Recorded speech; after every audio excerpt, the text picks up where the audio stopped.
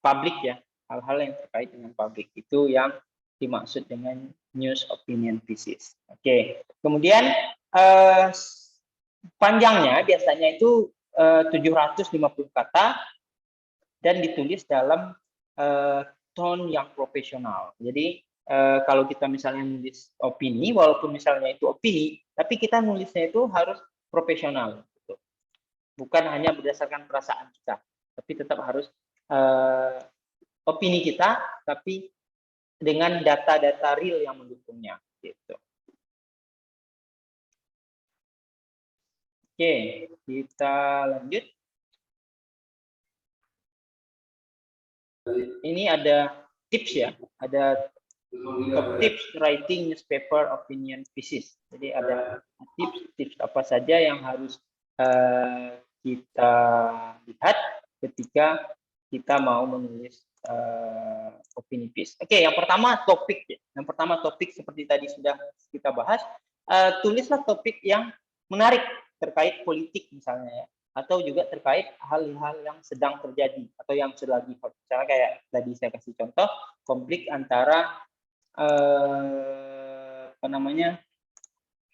konflik antara Rusia dan Ukraina. Kemudian itu kita tulis opininya berdasarkan pandangan kita sebagai orang Indonesia gitu. Atau kebetulan misalnya kita lagi di Ukraina, mungkin kita lagi kuliah di sana, kemudian kita tulis sudut pandang opini kita tentang konflik itu dari sudut pandang kita sebagai mahasiswa yang berada di Ukraina misal. Itu biasanya ada. Oke, kemudian pilih topik yang kita tahu tentang itu, that you know well ya. Berarti kalau kita mungkin bisa kita hubungkan dengan pendidikan gitu. Jadi kita tulis opini tentang konflik di Rusia dan Ukraina, tapi dari sudut pandang pendidikan misal. Atau kalau yang Indonesia mungkin kalian bisa nulis opini tentang Hari Idul Fitri ya. Misalnya Agnes Tobing mau nulis tentang Idul Fitri dari sudut pandang penganut selain Islam. Mungkin itu sangat menarik ya. Bisa jadi dimuat di koran kayak Medan itu apa ya? Medan Waspada ya kalau nggak salah. Ya Agnes ya, nanti mungkin dicoba gitu. Kalau misalnya dari sudut pandang Agnes, lebaran itu gimana? Apakah juga ikut seru-seruan sama kawan-kawannya atau gimana? Itu bisa ditulis berdasarkan opini Agnes. Gitu.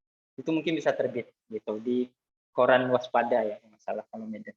Oke, kemudian dengan kita tahu sesuatu itu secara mendalam, kita juga bisa menulis opini kita itu berdasarkan experience kita. Misalnya kayak Agnes, misalnya kalau Lebaran Agnes pulang atau enggak gitu, itu mungkin bisa diceritain. Oh saya nggak pulang, saya biasanya tinggal di Langsa, tapi karena kawan-kawan saya semuanya pulang kampung, saya jadi sedih. Gitu.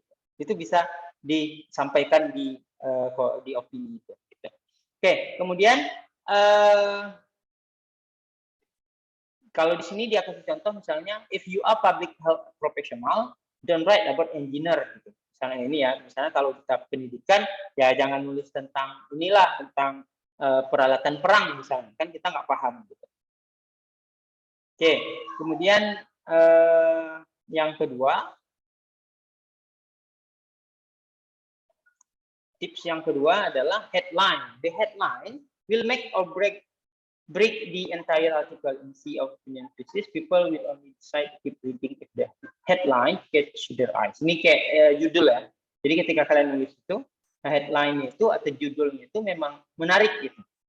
Misalnya kayak tadi Agnes misalnya mau nulis tentang Idul Fitri dari sudut pandang selain orang Islam gitu yang merayakan. Itu mungkin bisa dibuat misalnya judulnya apa ya?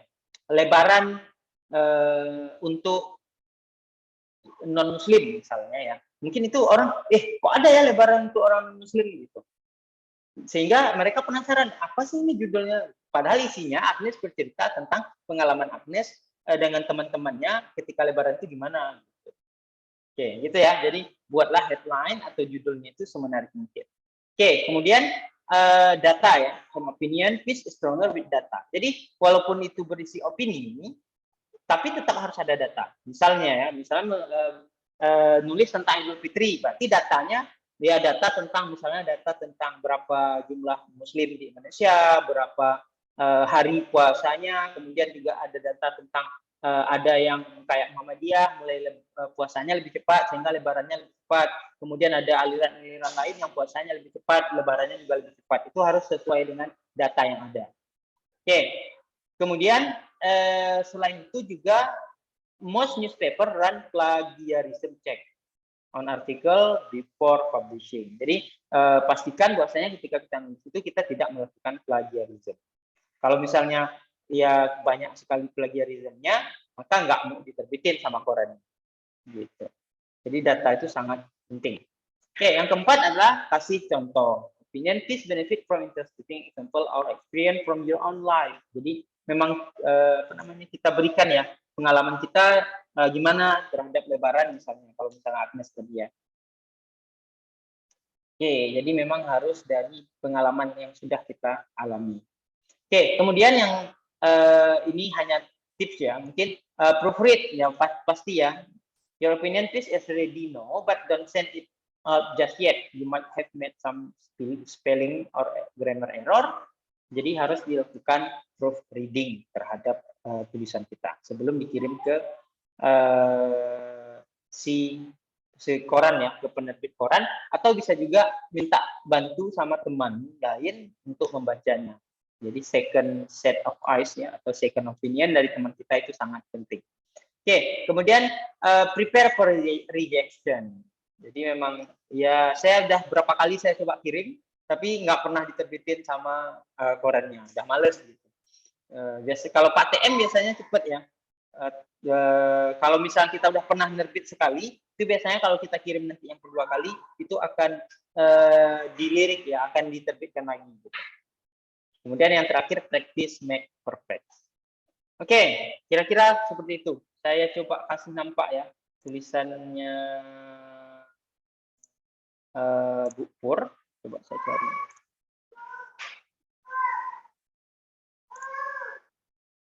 Opini Purwati Medan.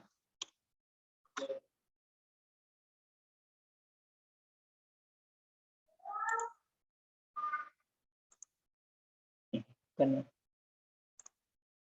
mana ya dia? Oke, coba kita cari Google Scholar. Atau bantu cari juga boleh. Purwati Unsam.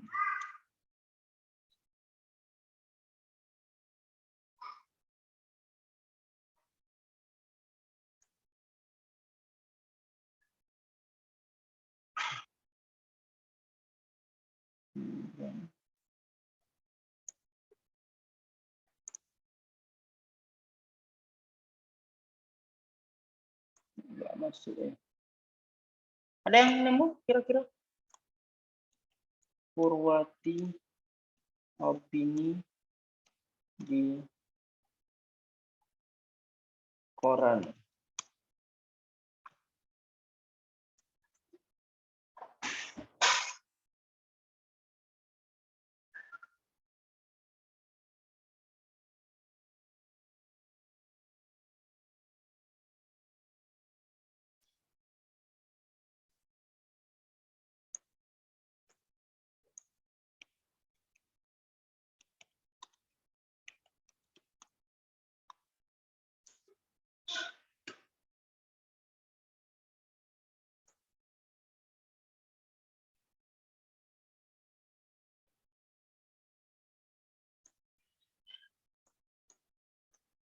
Ada yang nemu kira-kira?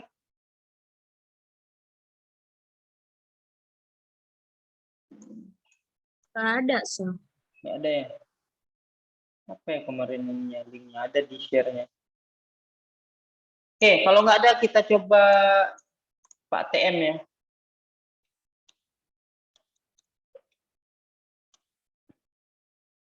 Google Scholar. Kalau Pak TM ada, dia udah masuk ke Google Scholar.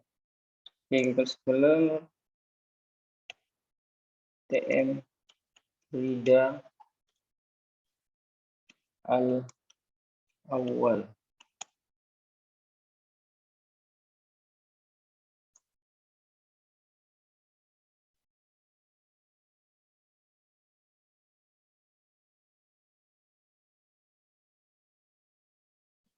TMR.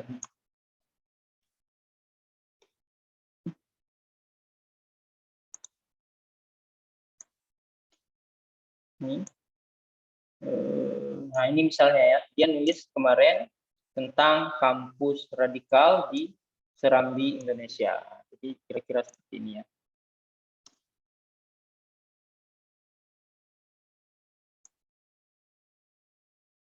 Mana ya dia?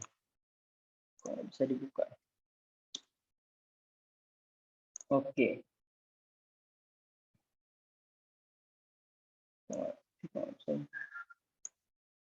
Islam dalam perspektif Barat.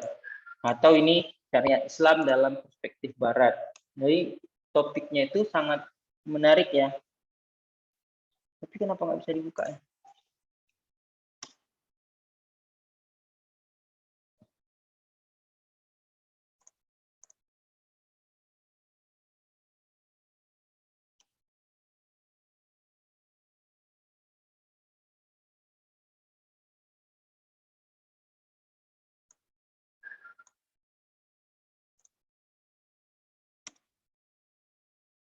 Oh, ini dia. Nah, jadi kira-kira bukan. Kok malah ke Tribun News ya begini?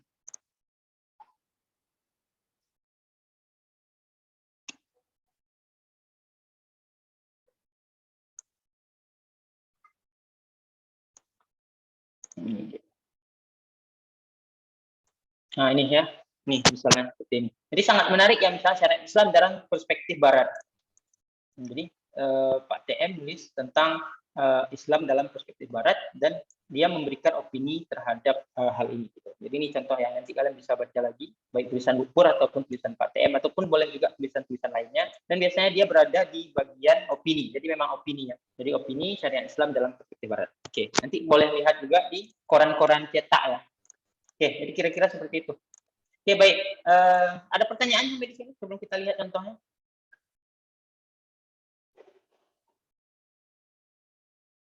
Ada? Oke, kalau tidak ada kita coba lanjut, kita coba lihat dulu contohnya. Oke, jadi ini ada contoh. Ini contohnya nggak banyak, sekitar 5 paragraf ya.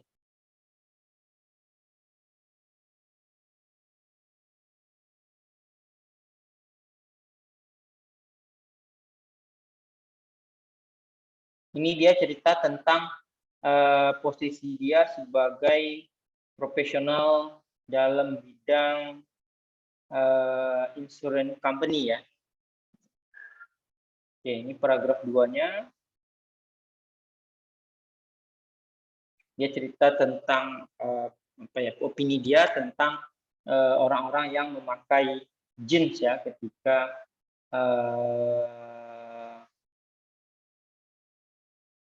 masuk kantor. Jadi menurut dia kalau orang pakai jeans masuk kantor itu lebih cocoknya belong in the trash can than at the office. Jadi menurut dia kalau orang pakai baju pakai jeans masuk kantor maka itu nggak formal. Bagi menurut dia nggak formal dan menurut dia ya lebih baik itu kayak kalau pakai jeans itu belong to trash can daripada office gitu. Oke. Kemudian paragraf ketiganya kalian bisa baca sendiri. Dia bicara tentang dress code ya. Dress code ketika masuk kantor. Pakaian ketika masuk kantor. Kemudian dia juga membahas dari sisi productivity.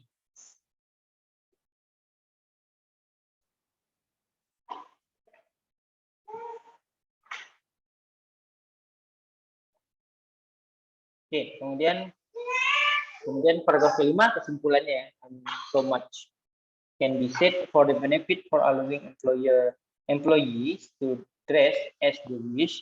There is no doubt the higher up of the company did extensive research to evaluate the improvement to morale, reduce cost company, open line of communication between employees and management. However, those of us on the front line know what's really going on. While we enjoy coming to in our sleeper, this sunglasses are really just hiding the fact that we are sitting here napping as we slump down in our chair after hour to our lunch. Jadi ini ya, jadi dia nulis opini menurut pendapat dia bagaimana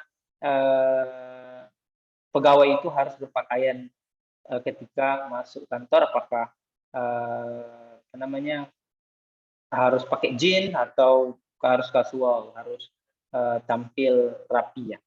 Oke, jadi itu contohnya. Kemudian untuk strukturnya itu nggak ada struktur ya. Jadi secara umum itu opini itu dia nggak punya struktur. Kalau misalnya kalian lihat tulisan-tulisan yang ada opini, tiap orang nulis itu pasti beda-beda. Ada yang pakai judul di dalamnya, ada yang enggak, ada yang pakai poin 1, 2, 3, 4, 5, ada yang enggak. Jadi itu sangat bebas dan diterbitkan atau enggak oleh korannya itu sangat tergantung pada pertama orangnya itu sudah dikenal atau enggak, yang kedua terkait dengan topik yang diangkat itu menarik atau enggak, dan ataupun sesuai atau enggak. Misalnya kita nulis tentang perayaan 17 Agustus di Aceh, tapi kita ngirimnya bulan 5, ya nggak nyambung gitu. Jadi ya kalau misalnya kita nulis tentang perayaan 17 Agustus, ya ngirimnya di Agustus atau sebelum 17 Agustus ya, atau lewat-lewat sedikit mungkin bisa. Jadi harus sesuai dengan topiknya. Oke, kemudian secara umum ya pasti ada introduction ya. Kalian harus menyampaikan dulu permasalahan yang kalian angkat apa, kemudian ada kontennya atau bodinya, kemudian yang paragraf terakhir ada conclusion. Konklusi dari tulisan kalian itu boleh konklusi, boleh juga harapan.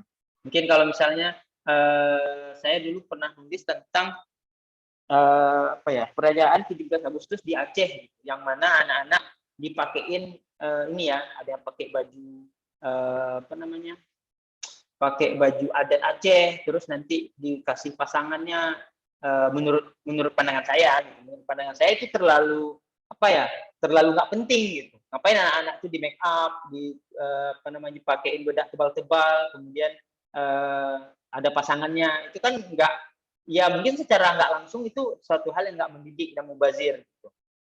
Yang pawai karnaval ya, kalau misalnya 17 Agustus itu pasti di mana-mana itu ada pawai karnaval. Kan bisa sebenarnya dipilih hal-hal yang lebih membangun gitu. Jadi bisa diperkenalkan hal-hal yang memang mereka udah sesuai umur mereka gitu, misalnya untuk cita-cita. Kan nggak mungkin ada ya anak-anak tuh cita-cita nanti mau jadi pengantin. Ya semua orang pasti akan jadi pengantin gitu.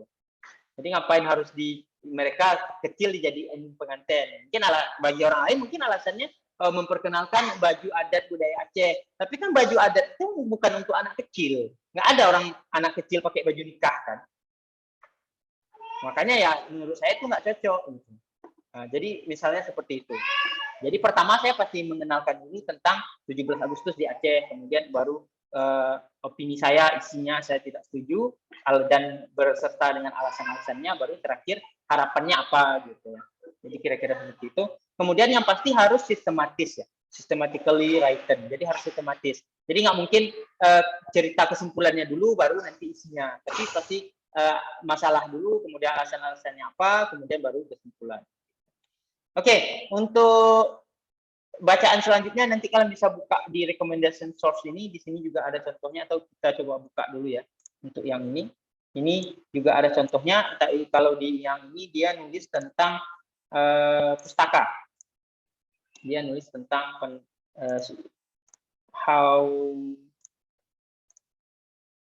ini ya, dia nulis tentang topiknya itu tentang apa ya? Tentang perpustakaannya. Tapi dia di sini memberikan tips juga sih, tapi langsung dengan contohnya. Misalnya local library is slated to close on apa namanya 9 Mei. Kenapa misalnya mau tutup tanggal 9 Mei, tapi dia nggak setuju ditutup karena nanti akan terjadi penumpukan buku gitu. Terus argumennya apa? Community should not be closed so that a fast food restaurant can be built on the site. Oh, ini apa namanya? 9 Mei ini perpustakaan itu mau ditutup gitu untuk dibangun restoran. Maka dia nggak setuju, maka dia memberikan argumen-argumen, memberikan alasan-alasan, terus dia melakukan riset, why the library closing, kemudian what is the history of the library, how many people check out book each day. Jadi dia memberikan argumen ya, misalnya bagi dia mungkin ya menurut dia perpustakaan itu nggak boleh ditutup karena ternyata orang yang minjam buku di situ, yang baca buku di situ tiap harinya itu banyak gitu. Kemudian bisa juga event community event itu sering dilakukan di library gitu. Itu ya, pick a topic you want to knowledge about. Pick a topic that complicated. Jadi ini sama juga dengan yang tadi ya, kayak tips gitu. Be timely. Jadi be timely ini topiknya tuh harus sesuai dengan apa namanya kondisi saat itu yang lagi trending apa. Misalnya kayak 17 Agustus, maka jangan kirim sekarang ke korannya, nggak akan terbit. Udah pasti nggak akan terbit. Jadi kalau sekarang bulan apa nih, April ya, April mau mendekati Mei, mungkin ya udah boleh nulis tentang Hari Pendidikan Nasional, misalnya refleksi Hari Pendidikan Nasional, bagaimana pendidikan nasional itu sudah diperingati tiap tahun, tapi ternyata pendidikan kita nggak pernah bagus-bagus, gitu. Misal ya topiknya itu. Kemudian pick a topic you passionate about, jadi pilih topik yang kalian itu suka.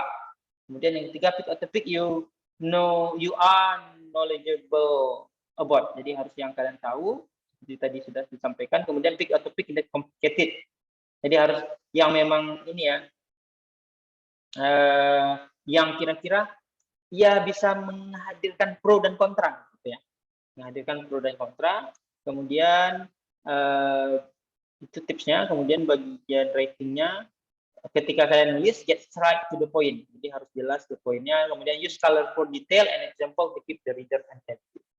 Jadi berikan contoh ya, yang seperti sudah kita bahas. Kemudian yang ketiga, show the reader why they should care. Jadi harus sampaikan mengapa mereka harus care dengan masalah yang kalian angkat.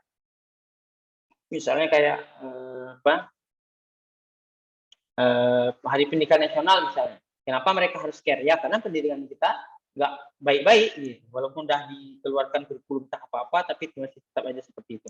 Kemudian make it personal. Jadi using your own voice to convey your message. Jadi memang karena ini memang creative writing personal, maka harus dari sudut pandang kalian sendiri. Oke, avoid using passive voice and jargon. Jadi hindari penggunaan passive voice dan jargon. It hope that the local government will consider. I hope that, jadi memang harus kita ya. Jadi jangan it hope that gitu. Itu kan nggak jelas siapa yang berharap. Tapi langsung kita I hope that the local government, I hope that the government will give attention to our education system misalnya, kayak gitu ya. Kalau misalnya kita nulis tentang Hari Pendidikan Nasional. Oke, plan ahead and ask library director if you can schedule meeting at the building. Ini ya contoh yang di atas tadi ya. Jadi kalau misalnya kalian tulisnya tentang Hari Pendidikan Nasional, mungkin kalian bisa mencari informasinya ke orang-orang yang terkait dengan pendidikan, misalnya dari guru, dari murid-murid, bagaimana menurut mereka. Kemudian it is important to acknowledge those that are true against your opinion. Jadi di dalamnya juga kalau misalnya ada argumen-argumen yang ternyata berkebalikan dengan yang mau kalian tulis, maka kalian juga harus meng-highlight ya, harus menyampaikan sedikit tentang pendapat itu. Kemudian yang pasti kalian bantah ya, karena kalian berkebalikan misalnya. Kemudian yang ke-8, provide a solution to the problem. Jadi setelah apa namanya,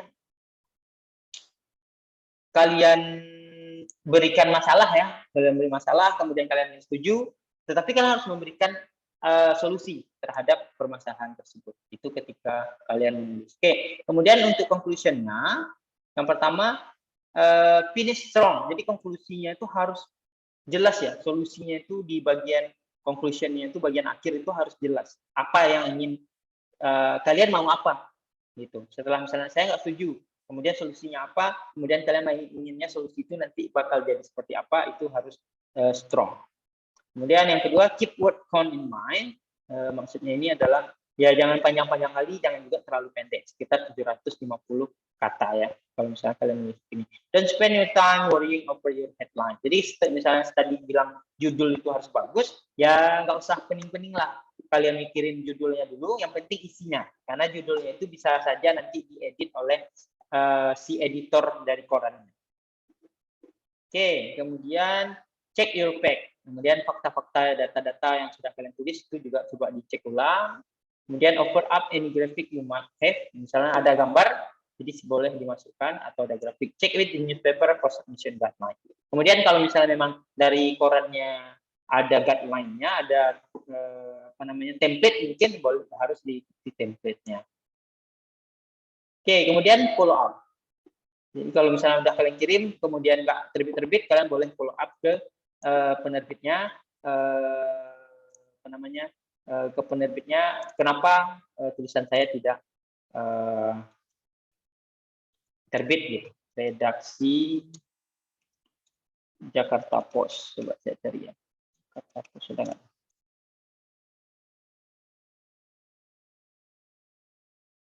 Oh, ada nih. Oke, kalau misalnya nanti kalian ini kan kalian nanti buat ya, kalian buat, kemudian kalau kalian mau ngirim ke Jakarta Post boleh. Ini ada kontaknya, mobile number itu, editor itu siapa, kemudian subjeknya apa, message-nya apa. Oke, atau coba kita lihat opinion. Nah, ini ya, ini ada Jakarta Post, ini ada opininya. Akademia, how much is too much? Recontextualizing blockchain tentang naratif, banyak ya. Kemudian teaching and education summit, the sleeping giant awaken Indonesia reopen to the world. Ramadan inspire companion and generosity. Who is the bearer and witness? Jadi macam-macam ya. Can inflation be better? Jadi bisa aja kalian nulis sesuatu yang yang menarik gitu. Kemudian atau nanti tugas kalian boleh coba nanti kalian kirim ke Jakarta Post lah. Kalau yang luar mungkin udah pasti nggak terbit ya. Kalau misalnya kita orang Indonesia, kita bukan siapa-siapa, nggak terkenal, kemudian kita kirimnya ke New York Times misalnya, ya kalau misalnya memang itu menarik, mungkin bisa terbit, tapi kemungkinan besarnya nggak mungkin terbit gitu ya. Oke, ya mungkin demikian. Silakan jika ada pertanyaan. Ada pertanyaan? Atau udah ngerti? Minggu depan kalian harus submit ya. Kalian harus bukan submit ke korannya, tapi kumpulkan ke TCW-nya. Jadi minggu depan kita nggak masuk, tapi kalian tetap harus ngumpulin tugas tentang artikel opinion, tentang opinion thesis. Nanti coba pilih topik yang menarik. Misalnya kayak siapa tadi, Agnes ya, mungkin yang tadi ya yang saya bilang, lebaran dari non-muslim, non-muslim juga lebaran misalnya judulnya, atau lebaran non-muslim gitu, atau Idul Fitri non-muslim, atau apalah judulnya supaya menarik. Jadi Agnes bisa nulis tentang lebaran dari pengalaman Agnes gitu. Kalau yang lain saya nggak tahu ya kira-kira apa yang menarik, atau tentang pendidikan ya, tentang Hari Pendidikan Nasional yang nanti akan jatuh tanggal 2 Mei, itu boleh juga. Kemudian apalagi ya topiknya menarik, saya kira konflik Rusia Ukraina, tapi ya kayaknya nggak menarik karena kita nggak ada terkait langsung dengan masalah itu gitu. Atau tentang kurikulum prototipe ya, karena kita guru, mungkin itu bisa juga menarik. Oke, ada pertanyaan silakan. Saya absen ulang sambil saya lihat lagi. Yanti Kurnia udah hadir? Yanti Kurnia hadir, Sir. Oke, Putri Nur Hasifah Haswa. Putri Nur Hasifah Haswa. Nggak ada juga ya? Ini dia udah nggak masuk dari sejak pertemuan pertama.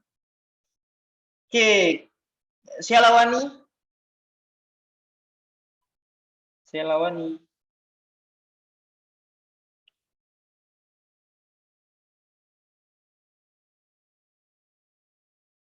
Tadi yang saya absen siapa ya? Tadi yang barusan siapa? Meliana, Sir. Meliana ya.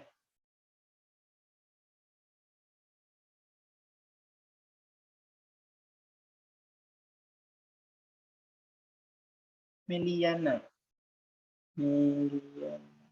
Nggak ada. Desi ya?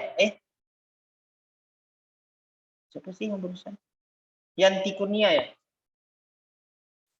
Hadir, Sir. Yanti Kurnia. Minggu kemarin hadir? Hadir, Sir. Cuman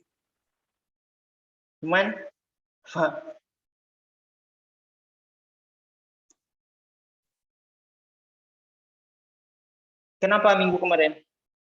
Sri Wahyuni Solin ada?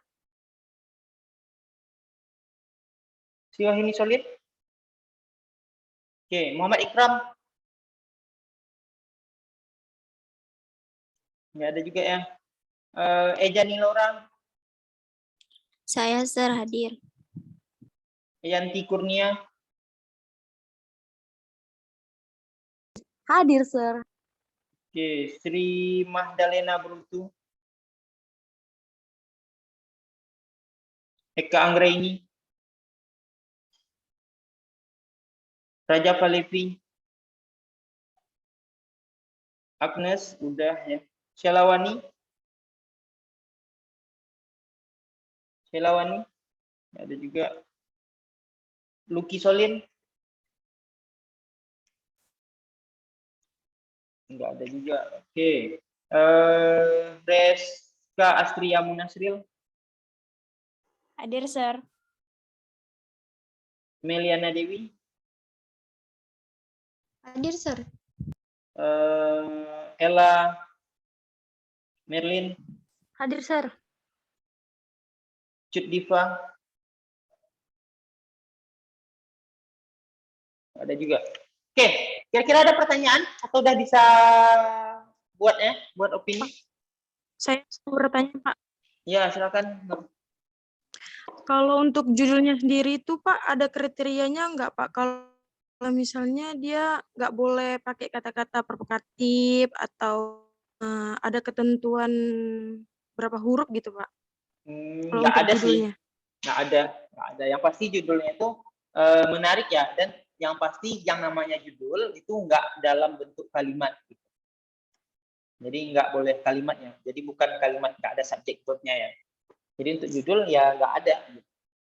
Yang pasti judulnya itu, ya kadang-kadang kan untuk judul kalau di koran itu kan judulnya lain, bisa jadi isinya lain. Gitu. Tapi masih tetap nyambung, gitu, masih tetap connect. Gitu. Tapi memang judul itu biasanya dibuat semenarik mungkin. Se penasaran, dibuat supaya orang lain itu penasaran untuk membacanya. Gitu.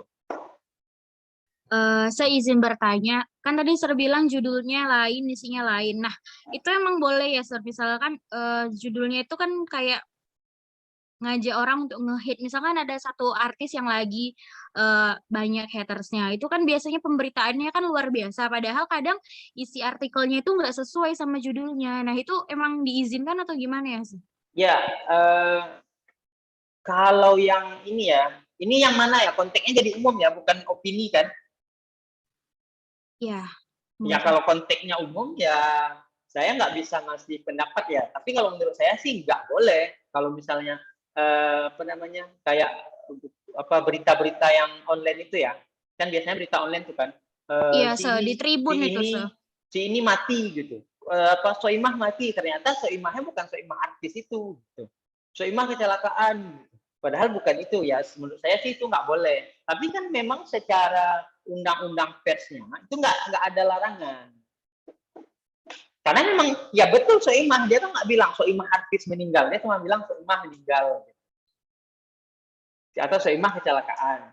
Ya secara kalau menurut saya sih nggak boleh. Tapi kalau misalnya kayak opini, kalau dalam hal opini ini ya boleh-boleh aja selama memang bedanya itu masih nyambung ya. Misalnya kayak tadi, misalnya kayak yang saya saran ke Agnes tadi, misalnya Idul Fitri non Muslim juga non Muslim, Idul Fitrinya non Muslim misalnya. Itu kan memang benar gitu. Memang benar kan nanti Agnes cerita tentang pengalaman dia. Walaupun mungkin orang akan kok ikut Idul Fitri, kok ikut Lebaran gitu. Ketika orang baca judulnya pasti akan seperti itu kan. Ternyata ketika dibacanya opininya, ternyata isinya tentang pengalaman Agnes gitu. Kan nggak salah ya, judulnya itu nggak salah gitu. Walaupun kalau cuma kita baca judulnya akan salah begitu. Gitu ya. Jadi ya selama memang kalau menurut saya selama memang judulnya itu masih nyambung dengan isinya, masih bisa kita berargumen kalau memang judulnya itu memang harus nyambung sama isinya, ya nggak masalah. Oke, jadi gitu ya. Jadi nanti boleh pilih, ya topiknya harus yang update ya, harus yang update gitu. Misalnya seperti saya bilang tadi, kalau bidang pendidikan mungkin bisa Hari Pendidikan Nasional, bisa tentang apa namanya kurikulum terbaru, atau bisa juga tentang, kalau Agnes mungkin, kalau menurut saya, kalau saya di posisi Agnes, saya akan menulis tentang Idul Fitri dari sudut pandang non Muslim itu gimana gitu. Atau pengalaman, kita bisa juga masukin pengalaman Agnes ketika Idul Fitri itu gimana.